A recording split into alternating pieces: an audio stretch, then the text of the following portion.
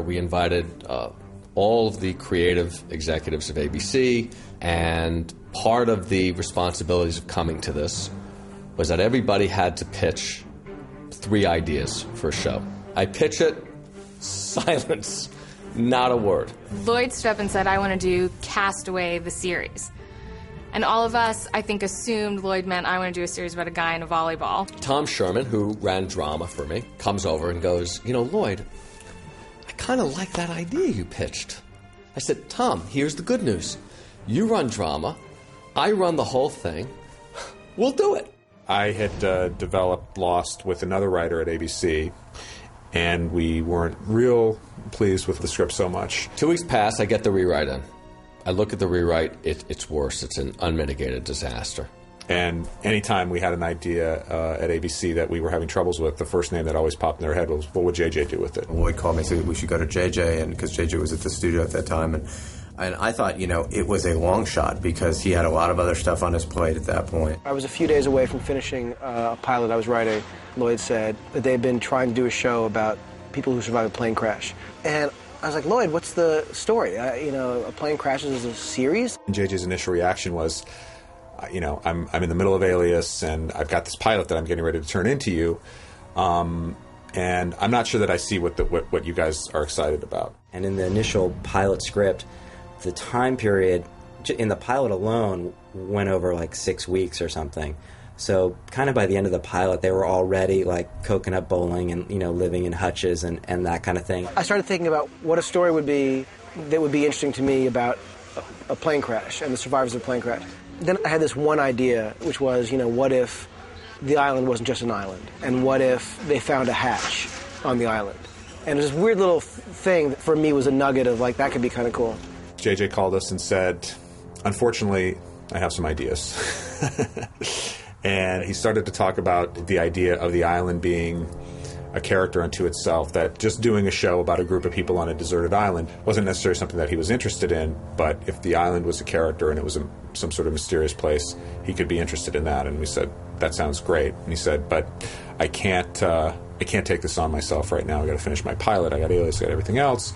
You need to find me somebody that can write this with me. It's Friday night at like 6:30 to have a writer in his office by Monday. It would have to be someone we've worked with, who we trust. It would have to be someone who I think personality-wise JJ is really going to respond to. And it has to be someone who is close enough with one or all of us that I can call them Friday night at 6:30 and basically say, I'm sending you the script and do you want to meet J.J. Abrams? Heather Caden and I had developed a show with this writer, Damon Lindelof, that year. The show was not going to go forward, but we really liked the experience with Damon. He's a great writer, and he just seemed to have the right energy for J.J. They're similar type people. I literally said to Damon, I know you've been dying to meet with J.J. Abrams, and here's the situation. We have a show, and we need someone to write it with him. And I was like, great, absolutely, 100%. Damon also read this other script and had the exact same first reaction. You need to have something, not knowing what JJ's opinion was, you need to have something external coming into the show. Over the course of that weekend, I started thinking, you know, how do you do a show where, you know, plane crashes on an island? And I started coming up with some ideas about, they would be all about mystery, you know, the mystery of who the people were that were in the crash and the mystery of what the island was that they crashed on. We have this meeting Monday, and Damon comes to my office, and I bring him over. I was really nervous, and, you know, and I came into a room, and JJ was there, a couple of the other Alias writers were there. He's wearing a Star Wars t-shirt with, like, a button-down shirt open over it. And we're walking up, and waiting outside of JJ's office is Jesse Alexander and Jeff Pinkner, and right away Jesse sees Damon's Star Wars t-shirt, and he's like, hey, man, cool t-shirt. He was wearing a Star Wars Bantha Tracks t-shirt. And we're like, hey, how are we not best friends already? He had this, you know, Star Wars t-shirt on, this like kind of vintage Star Wars t-shirt on, and he had glasses like I wear usually. JJ started pitching out some ideas that he had, and everything that he was saying was sort of all the stuff that I'd been thinking about over the weekend, so I was thinking to myself, oh my God, as soon as I open my mouth, he's going to think I'm the hugest Sick fan ever. Like, oh yeah, I thought that too. Like, oh, that's a great idea. I was actually thinking the same thing. He was immediately like someone who, you know, I couldn't stand that I didn't know, that I hadn't worked with before. I just loved him immediately. Apparently it was just, you know, magic immediately. They immediately got each other. They had the similar ideas about the show. And I was like, well, you know, strangely enough, I also think that the show should be sort of, rooted in mystery, and that this island that they're on should be weird and scary. And I sort of pitched him this idea that I had for what the beginning of the show could be. Damon, he said, I'm thinking of starting the show with this guy named Jack. We'd wake up and we'd be on a deserted beach. He'd have an Armani suit on, and he'd be totally discombobulated and not really understand where he is, and he kind of looks like he's in shambles, and he reaches into his pocket and he pulls out a vodka bottle, one of those little ones. JJ directed it and shot it almost exactly the way that I pictured it in my head, except when I originally pitched it to him, I had Jack waking up on the beach, waking up seeing the dog, pulling out the bottle, but the plane would have crashed in the middle of the jungle. And JJ intelligently reversed that so that Jack would wake up in the jungle and come to the beach, because he realized that if the show got picked up, the wreckage of the fuselage was going to be sort of a main set on the show, and that it would be more dynamic if we saw it on the beach. And it became really clear really quickly that we were going to accept this challenge.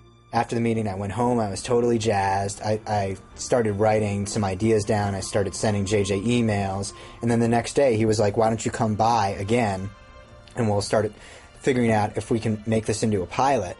So we started talking about what the show was, and who these people were, and where they had landed, and what that thing was on the island, and the big picture where we were going. And at the end of an initial conversation of like 20 or 30 minutes, we had discussed where the show goes for, I believe, for the first 5 or 6 years. Like, we understood the big picture. And it was then that we realized we know what the show is. ABC, meanwhile, was saying, you need to be rolling film in like 4 or 5 weeks. And we're like, well, we just met. Like, they said, by the end of the week, see if you can come up with an outline for a new pilot. So over the course of the next 2 or 3 days, I worked with Jesse Alexander and Jeff Pinkner.